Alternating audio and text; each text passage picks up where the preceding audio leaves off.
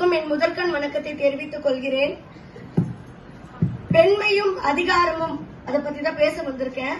முதல்ல பெண் என்றால் என்ன? பெண் என்பவள் யார்? பெண் என்ற சொல்லின் பொருள் வயது வந்த பெண் பாலினத்தவரை குறிக்கும் சொல். அவர்தான் பெண். பெண்ணின் பருவங்கள் என்ன? பெண்ணின் பருவங்கள் 7. சப்த அப்படின்னா 7ன்னு அர்த்தம். பேதை, பெதும்பை, மங்கை, மடந்தை, அறிவை, தெரிவை, அதுக்கப்புறமா தான் பேரிளம் பெண்ணாவே மாறுறாங்க. இதுதான் பெண்களுக்குரிய 7 பருவங்களாக கருதப்படுகிறது. பேதை அப்படின்னா 5 வயதுல இருந்து 7 வயது வரையுடைய குழந்தைகளை நம்ம பேதைன்னு சொல்லுவோம். பெதும்பை அப்படின்னா 8 முதல் 11 வயது வரை உள்ள குழந்தைகளை நம்ம பெதுமைன்னு சொல்றோம். மங்கை 12 முதல் 13 வயது வரை, மடந்தை 14 இருந்து 19 வயது வரை, அறிவை 20 இருந்து 25 வரை, தெரிவை 26 இருந்து 31, பேரிளம் பெண் 30 வயதிற்கு மேல் இல்லைன்னா 32 இருந்து 40 வயதிற்கு உள் இருக்கவங்க பேரிளம் பெண். அதற்கு மேல இருக்கவங்க நம்ம பேரிளம் பெண்ணுன்னு சொல்றோம்.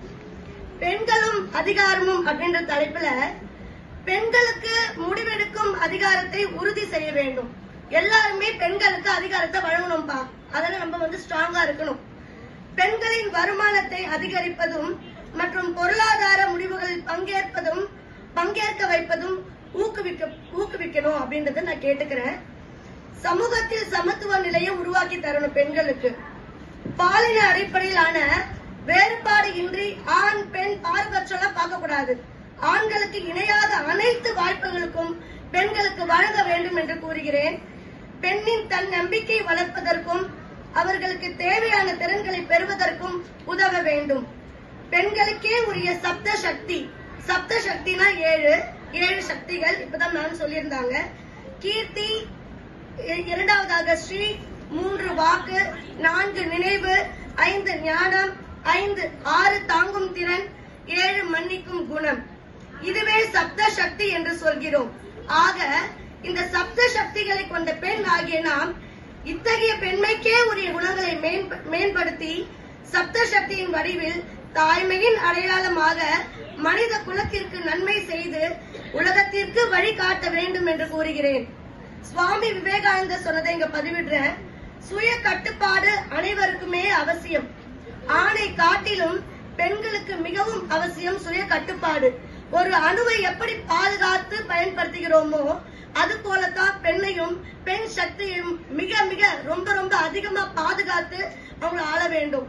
பெண்கள் நினைத்தால் தன் விருப்பத்திற்கு ஏற்ப எதையும் மாற்ற முடியும். கடினமானவளும் பெண் தான், ரொம்ப மென்மையானவளும் பெண் தான். பெரிய சக்தியும் அவளே, நுண்ணிய சக்தியும் கொண்டவளும் அவளே. அவதான் பெண் அப்படின்றத சொல்லி இருக்கிறாரு சுவாமி விவேகானந்தர். சமுதாயத்திற்கு பெண்கள் தூண்களாக இருக்க வேண்டும். சமுதாயத்திற்கு பெண்கள் ஒரு தூணாக இருக்கணும், தாங்கி பிடிக்கிற மாதிரி. அன்னை சாரதா தேவி பற்றி இங்க சொல்ல விரும்புறேன்.